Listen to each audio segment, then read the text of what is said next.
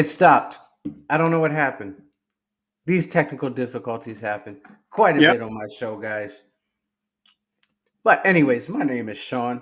You already know who I am. Welcome to Recover Out Loud, episode number 63. Today, we've got an awesome guest, Richard Kaufman from New Jersey. How you doing, Rich? I'm doing amazing, doing better than I should. And I'm very grateful to be on this amazing show. That's awesome. That's awesome. And would you like to give a formal introduction of yourself? Sure. My name is Richard Kaufman, also known as the Comeback Coach. I'm also a top-rated podcaster, author, veteran, but most of all, I'm a junkie who got lucky, going from dope dealer to hope dealer. So, and then I'm sure we're going to hop into everything else. So that's who I am. I'm just, like I said, I'm a junkie who got lucky. I like that introduction, man. You're speaking my language right now. Speaking my language. Anyways, I was introduced to Rich by a good friend of ours and fellow vet, and he said, "Hey, man, you got to have Rich on the show." I was like, "Fucking, let's do it. Let's do it." So you're a vet. You're a vet. Where all have you been? Well, I've traveled all over the world. I did.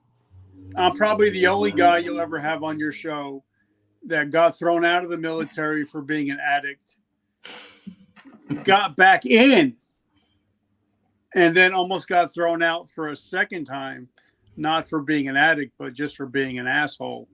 Until 9/11 changed my whole world. So I pretty much did my whole military career stateside. I didn't go anywhere. The only battle I ever fought was the 6 inches between my ears. Yeah, yeah, absolutely, absolutely. So what's the weather like in Jersey right now? Actually, it was actually really nice today. It's like 62 degrees for me. That's beautiful. I'm grateful to, and I don't care what the weather is, as long as I'm waking up, as long as like my eyes open and I can see something, I'm going to have a good day, whether it's minus 50 or 120. I'm going to be grateful no matter what the weather is. Absolutely, absolutely. I agree 100%. And you told me something prior to us hitting that record button. You walk out your back door, out your back patio. What do you see? I actually stand in the tower, in the shadows of where the Twin Towers once stood. And if it wasn't for 9/11, I was not the same person at 9:08 that I was at 9:07 a.m. that morning. My whole life changed in an instant. And that's when my whole life started to change. And I'm sure we'll get into that. But yeah, I can actually look out and see One World Trade. So sometimes I'll just sit on my porch having a cup of coffee and be like, wow, a a lot of those people just went to work and then they didn't come home. So I live a life of gratitude. Yeah, absolutely, absolutely. Yeah, a few months ago, I interviewed a retired police officer for the New York Police Department. He was on Ground Zero 9/11, and he just his story is amazing. But he does he's done other things after that, and we're gonna get we're not gonna talk about that because it's not about him; it's about you. And so, Rich, would you like to tell us about what it was like in your active addiction? Well, first of all, I take 100% responsibility of any shit that I've ever done, anything that's ever happened to me. So I'm not that guy that blames everything, everybody else, and everything. Whatever happened to me. And like my mentor, Mr. Ed Milet, says, nothing ever happens to you; everything happens for you, and everything is a teachable moment. So I take full responsibility for all the grimy shit I've ever done or experienced. But my dad left when I was 3 months old. My mother was in active addiction. Thank God she's got 27 years clean now. I let her into the room, so she's clean and sober. But I had my first drink at 12, full blown alcoholic by the age of 13. Got thrown out of the school for hitting a teacher in the head with a desk. They kind of frown upon that in those institutions, and my choice was either going to be going to jail or join the military. I did both. when I got in the military. I went to jail and joined the military, and that's I joined at 17. So here I am, a 17-year-old kid, Oktoberfest in Germany, partying my heart out at 17 years old, hanging out with a bunch of men. And then I found a little drug called LSD, where I knew they could not test for it unless they did a spinal tap, and they weren't going to spend 10 grand for that test. So I became an acid head for the next 2.5 years. I'm also probably the only guy you've ever met that's had that so far. Well, I'm not longer in, but I've had 8 Article 15s, 2 field grade Article 15s, until my uncle decided that he didn't want me anymore and threw my ass out for being a drug addict. And then I almost got, my story has a couple different parts. So sometimes I'm scattered brain, so I apologize. I do have a traumatic brain injury, so sometimes I'm a little bit scattered brained. But what led me to sobriety was I actually robbed a police officer. Shit. And he wanted me to come bartend at his bar, and on New Year's Eve, 1989, and I took the job. Everything was going great. Everything was smooth. Until 8 hours later, I hear him and his buddy coming knocking on my door. There's 3 of them coming to lock me up because I robbed the place. I gave away like $3,000 worth of free drinks. I had like $5 grand in my pocket. Wow. So they put the cuffs on me, and they said, you know what, you're going to jail for grand larceny. You're going to go away for at least for 5 years.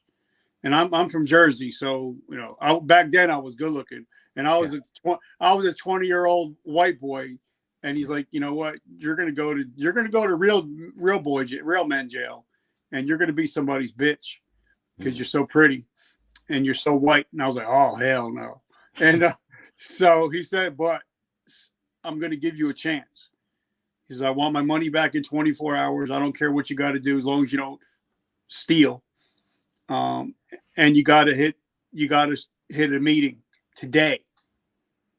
And I was still drunk, hungover, and I had to hit 30 meetings in 30 days. Everything got signed. I hit something like 300 meetings in a row, and I haven't had a drink since that day in 1989. But I had to get the money back. I had to borrow from people. But everything got paid back, every single penny. But something happened. Like I said, I'm the only guy you'll ever talk to that got thrown out and then got back in, because my uncle that bailed me out was a Korean War veteran, and he was actually the Army boxing champion at the time at one time in his career. And he said, you know what, Rich, I know you never had what it took to be a real military career man.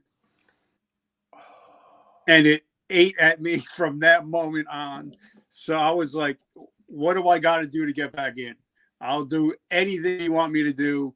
It took me 2 years. I had to get letters by congressmen, bosses, and I finally got back into the National Guard like 2 years later. So I did get back in the military, but now, talking recovery speak, there's a difference between being sober and being dry. From my opinion, and what something my sponsor told me was the difference between somebody that's dry and somebody that's sober. A dry is somebody that don't drink and is still an asshole. Sober is somebody that don't drink and tries not to be an asshole. Yeah. So I joined the military again, but I was still an asshole that didn't drink. I got busted a few more times from E4 to E1. Like I said, I got 8 Article 15s. That's unheard of. And I was due to be thrown out at the end of September of 2001. But that morning of September, that Tuesday morning, changed my whole life, and everything in my life changed on that Tuesday morning. Yeah, I can imagine. And I've been in this situation where alcohol has been the problem when I was in the Army, and I got to that point where they're contemplating kicking me out, and there was always a technical difficulty. There's always something there to change my situation. and you hit it on the head. There's a difference between being dry and being sober. And I've definitely been dry a lot in my life, and I'm just now sober. You know what I mean? Like uh, it's all about working that program and building that program to work for you, and not being a dick to other people. Yeah. Yeah. So that morning of September 11th, 2001, how'd your day start? All right. Let me paint a picture for you.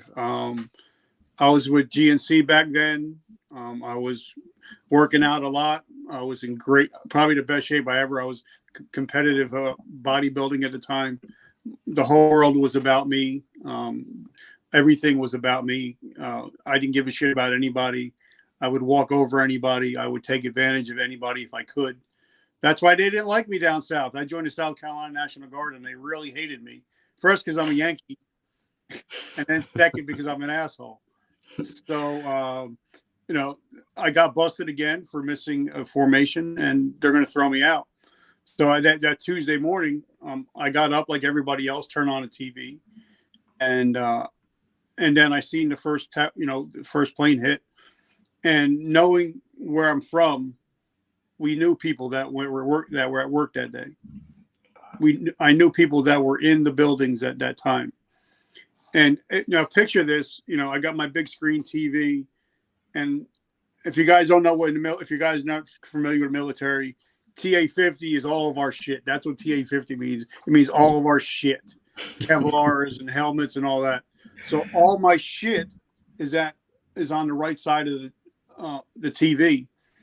And as this is going on, because as this was happening, there was no editing. It was 100% live. There people you seen bodies hitting the floor. You heard it, and I keep panning over to my shit because I got to turn all my shit in because I'm being thrown out for the second time. Yeah. And then I turned to look, and they were pulling a body out of the Pentagon, and it was a veteran, and it was a military personnel. And at that moment, I realized, wow, these people just went to work. They're not going home to see their kids. And me talking to myself, you've taken for granted those things that those people died for. You've taken for granted the life you live, the military, you've taken it all for granted. And I wrote about it in my book, something broke in me. And I literally crumbled into my couch, crying and I'm not afraid to say, I'll cry at a drop of a hat now, but I literally cried out. I said, Lord, give me another chance, and as junkies, I've known we've been given thousands of chances. We're some of the biggest bullshit artists you'll ever meet. That's why we make great salespeople, because we can get anybody to believe anything.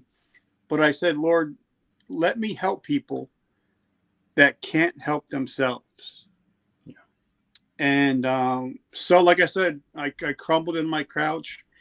I got on the phone. I called my company commander. I called my first sergeant. And the company commander his birthday was yesterday. So I sent him a message. And I said, you know what, sir?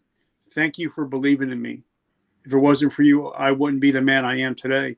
So I called them. I asked for a meeting. I went in. I knew I was going to be busted again, E40, E1. And I told them, I'm like, that's why they make these things Velcro, because you're not supposed to have them for very long. Yeah. I said, I know you're going to bust me. I don't care what you do to me, 45 days restriction.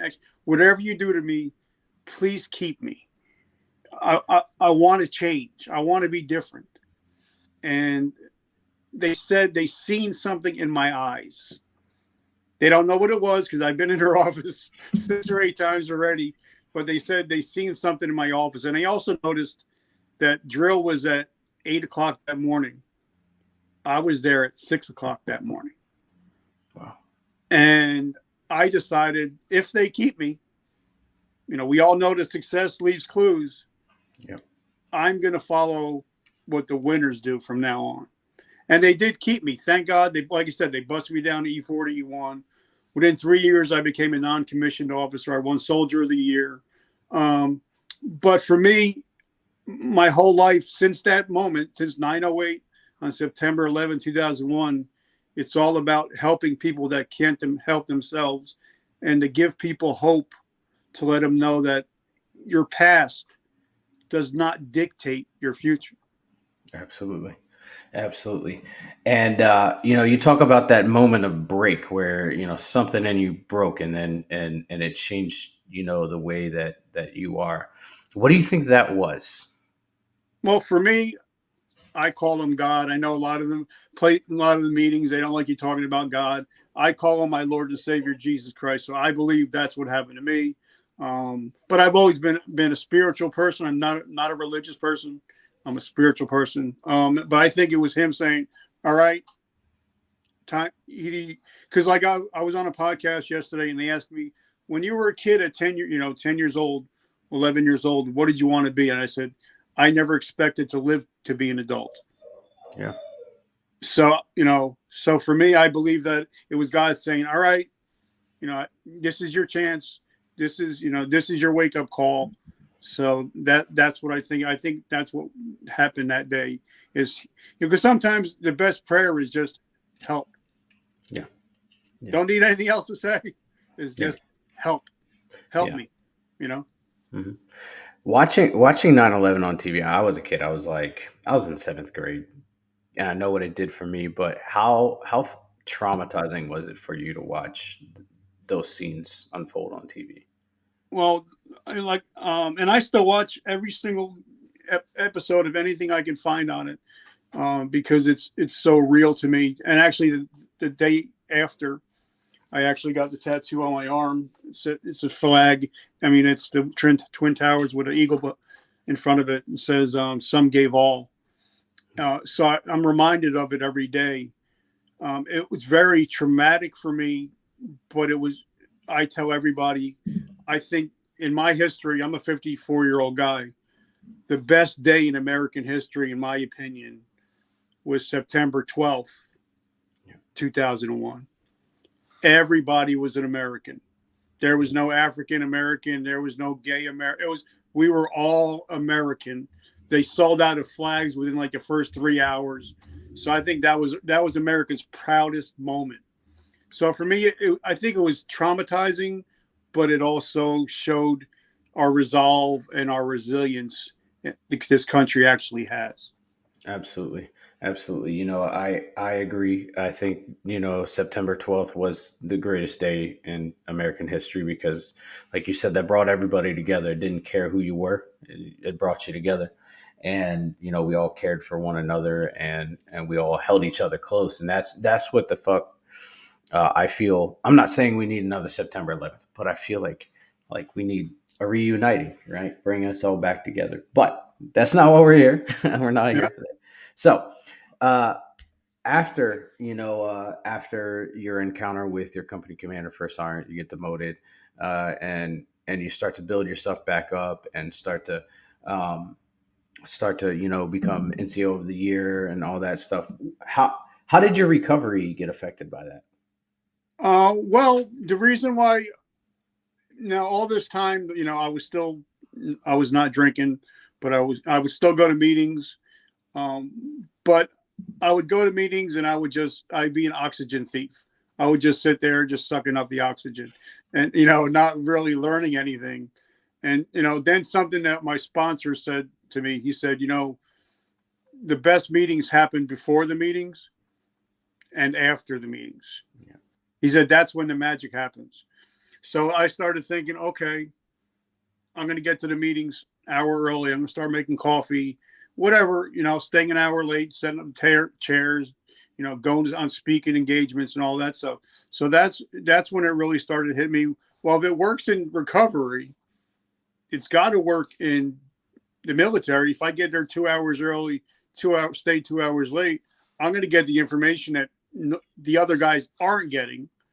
I'm going to be getting the FaceTime. I'm going to be able to get all the knowledge that I can get. So that's when I started putting it towards business and also my military career. Because like I said, success leaves clues. And if you want to be successful, find out who's doing it the best and find out what they're doing. And, maybe possibly even getting a mentor that can help you get to where you're going. Absolutely. Absolutely. When was that shift for you from being dry to being sober? 908, 908. Wow. 908, because that's when it was just like, all right, no longer doing about you anymore. Now it's about other people. And in my whole life now, everything is about other people. Everything I do is about other people. It's not about me anymore because now it's all about legacy. Yeah. Absolutely. Absolutely. So what are you doing now to help other people? I know you talk about doing it for other people. What are you Well, doing but to this help is others? the last part of my story. I moved to New Jersey. I got back with my ex girlfriend, and we actually got married and got 3 beautiful children. And I joined the New Jersey National Guard. And my first drill, um, I got hurt and I lost 80% of my vision. Whew. And I was backing up a young buck, young private, and instead of him hitting the brakes, he hit the gas, ran over my whole right side of my body, ran over my head. Thank God for Kevlar. I love you, Kevlar. Uh, but I had an ocular stroke and I lost 80% of my vision. And so, as we all know, when you get hurt in the military, they put you in uh, classes. They call them classes. And sometimes it takes you a year to get med boarded out. So, a lot of guys and girls that were there, they'd sit on their laptops, they'd play games. I did that for about a week. I was like, I'm bored. So I started picking up books on self-development. I picked up a book by Mr. Robert Kiyosaki and Sharon Lechter, Rich Dad, Poor Dad, which I've had him on the show. And then I started picking up books by all the different, Tony Robbins, and I kept hearing this name Gary Vaynerchuk, and I'm like, who the hell is Gary Vaynerchuk? And so I started I started devouring his content.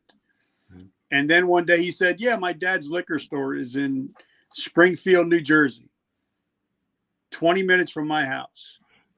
Nice. So I called up his dad one day. I said, hey, this is Rich from GNC. I was supposed to meet with Gary. When's he going to be there? He's like, he'll be here Saturday.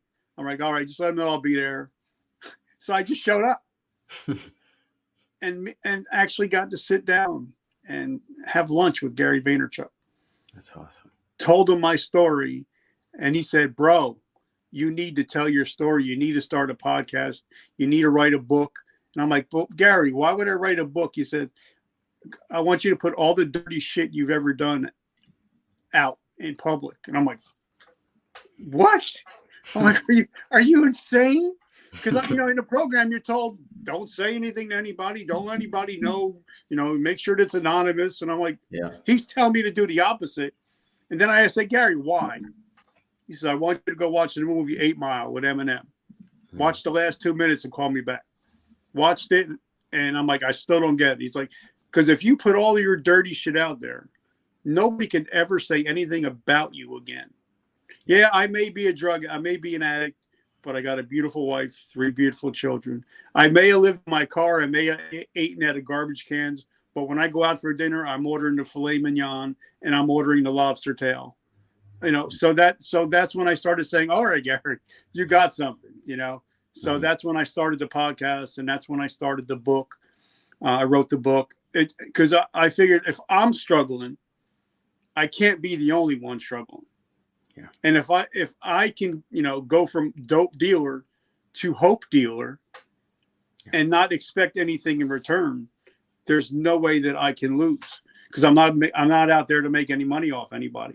So, and that's how the whole, the book hit #1 twice. Now we got a coffee company, t-shirt company, hat company, and 100% of the profits go to help people struggling with PTSD and also homelessness. That's So awesome. everything I do, even my coffee, everything, 100% of the profits go to help others because I'm more worried about legacy than I am my currency. Yeah, absolutely. And that's amazing. You stepped out of being selfless to selfless, or selfish to selfless, and that's amazing. That's simply amazing. Um, So your podcast, what is your podcast and what is it about? It's called Vertical Momentum Resiliency Podcast. It started out as a joke. I mean, not a joke, but I never took it seriously. I was with GNC for 30 years. So I would try new products. I would try new pre-workouts and make videos of them. Maybe like, yeah, tastes great, doesn't work. Or I'd say, man, this worked great. Tastes like ass. But people started following me, and because they knew I was going to give them to them straight. I wasn't going to BS them because I got no reason to BS you. I don't care where you buy it from. You know what I'm saying? Yeah. But then when I lost I lost my vision again for a second time because I drank six or eight energy drinks in one day. Ooh. My blood pressure went up to like 300, and my vision, I forget it.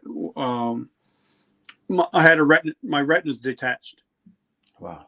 So I'm blind for a second time, but I had still 20% of my vision, and I was sitting home. I was getting fat, dumb, and unhappy. Wasn't drinking or drugging, but I was using food as an addiction. And one of my friends said, "Hey, bro, you're known as the comeback coach. You got to come back." And I was like, oh, "You called me out." I'm like, "But I don't know what to do. I'm sitting here in my chair alone. I can't go outside. I can't go for a walk. I can't do anything." He said, "Can you see your phone?" I'm like, "Yeah." He's like, "Well, start your podcast again. Now switch it up and help other people." And I'm like, "I don't get it." He's like, "Here," and he sent me a video. It was a video of a veteran. And I had him on my show the following week. He had no arms, no legs. He's skiing in Aspen with his family. And my friend said, "This guy, no arms, no legs, skiing in Aspen, and you're complaining?"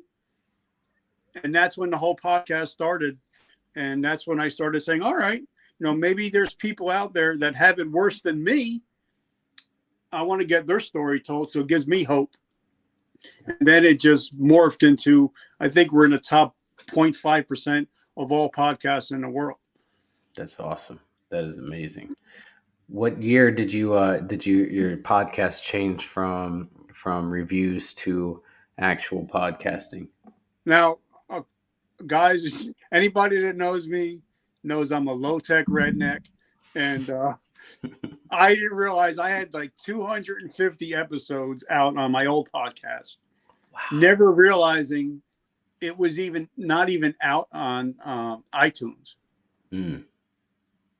And I tried to get them back onto iTunes, and they're like, "We're not going to put 250 episodes onto iTunes." So I started a whole new podcast. I started right from basic, day one, not having any recordings or anything. And that was 2 years ago. Nice. I think I know that veteran you're talking about. Yeah. Travis Mills. You know the man. He was in my unit. I was deployed when he got injured. And it's amazing, I'm here complaining. I got both arms, I got both legs, and he's out there, skiing and having fun and with his family. And I'm like, and then my father came over off the boat from Italy. He just passed away a little while ago, but he always said that, the man with no shoes can't complain to the man with no feet. That's a good one. So I'm going, all right. And that's how the podcast started. It started with just veterans, but now we've had millionaires, billionaires, athletes, authors, you name it, we've had them on it. So now it's just become a thing now. But again, it all boils down to helping somebody.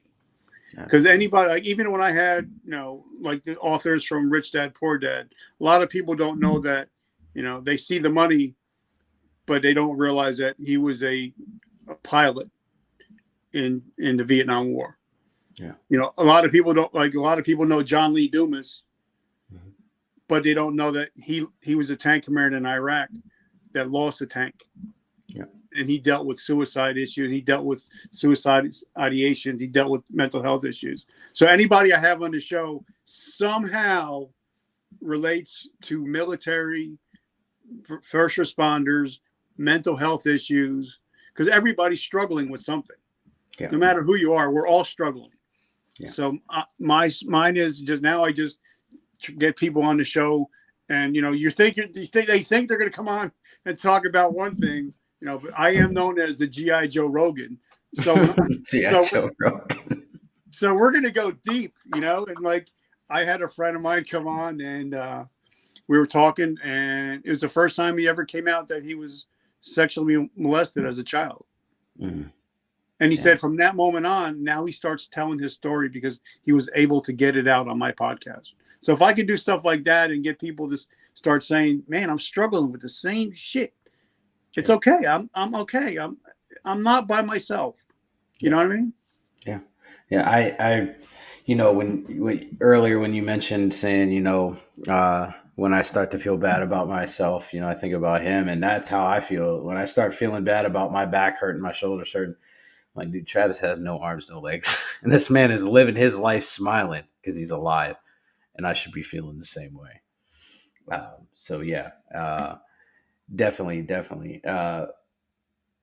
So before we go, what advice or suggestions would you give to anybody that is currently struggling with their mental health or with addiction to help them out? Well, every year I have my own mental health summit. It's called Today I Decide, because I believe that the three most important words in the English language are today I decide. And I'm a big Joel Osteen guy, and I believe that we can either become a victim or a victor of our circumstances. So for me, if anybody's out there that's struggling, you do not have to be the same person when you go to bed tonight as the person that woke up this morning. Just like I was not the same person at 9:05 in that morning that I was at 9:08 that morning.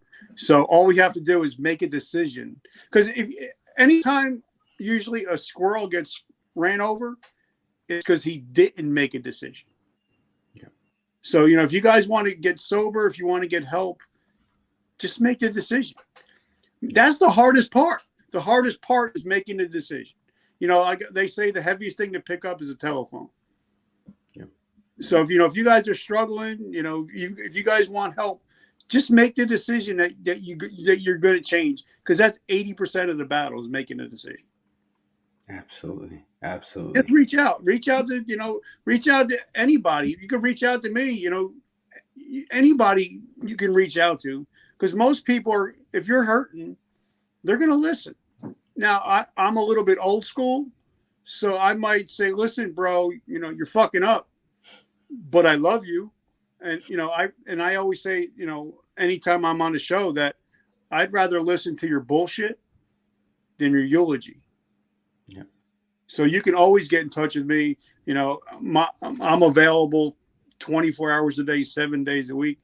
And it's always free and always will be free because I'm paying it forward. And that's something that I try to do. So I agree 100%.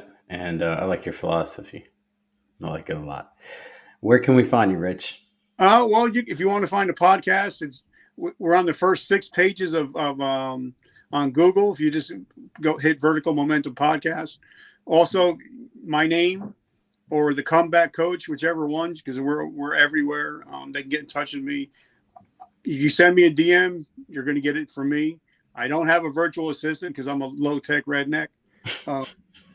I do everything on paper. So, like I said, even as we were talking, I'm sitting here writing notes because that's the way I am. Even though I have a phone, I still do everything on paper because I'm still old school. So you can get in touch with me, Vertical Momentum, the podcast, or DM me on LinkedIn, on YouTube, Instagram, wherever. And it's always me. It's never going to be anybody else but me. Absolutely. I have whole ass rosters in this notebook right here. Just whole ass rosters of people that show up to my meetings, writing them down. I know that, and I keep them for records so that whenever I go back, somebody can't try to audit me because I got all the information right there. But anyways, Rich has been awesome, man, and I appreciate you sharing your story. It's very inspirational, really inspirational. Well, I can't wait for you to come on my show. This is an open invitation live. I'm asking you to come on my show. Well, you know what? I'm gonna take you up on that offer, and I will definitely be on your show. And if you ever need anybody to speak at any summits, dude, I'm open. I'm And also, retired. I just want to throw this out there. If anybody is struggling, whether in life, because my tagline is, you know, vertical momentum. We're here for people struggling in life or business. If anybody is struggling out there, they get a free 1 hour conversation consultation on me, just to sit and bullshit and chat and talk. Absolutely, that's awesome. Thank you, Rich. I appreciate you. Yeah, I'll be on your show. And if you ever need anybody to speak at any summits, dude, I'm doing one for NAMI next week, so I'm And excited. by the way, if you guys love Def Leppard, the drummer from Def Leppard will be on the show next week. So make sure you check it out. That's sick. That's pretty awesome. That's awesome. All right, everybody. Thank you for hanging out with us. Thank you for listening to Rich share his story and his experience, strength, and hope. It's been an awesome guest. And once again, Rich, thanks for hanging out, man. Thank you so much. And thank All you right. for your friendship. Thank you. Thank you. All right, guys. Till next time, be good. Much love and don't do anything I wouldn't do, which is a lot.